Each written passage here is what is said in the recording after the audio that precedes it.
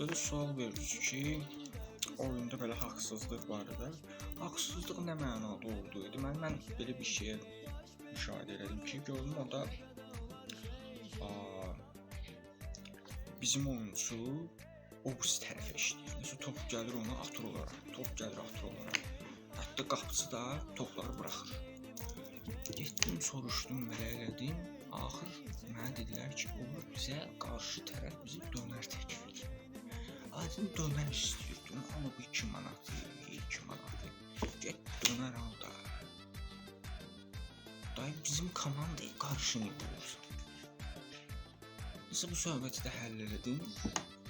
Dedi yox da, biz sənə dönərə qalmış. Mən də yandım, tüküldüm, dedim fərqi nədir, dönərdir də. Yəni adama deyirlər ki, bu da 2 manatdır, o da 2 manatdır.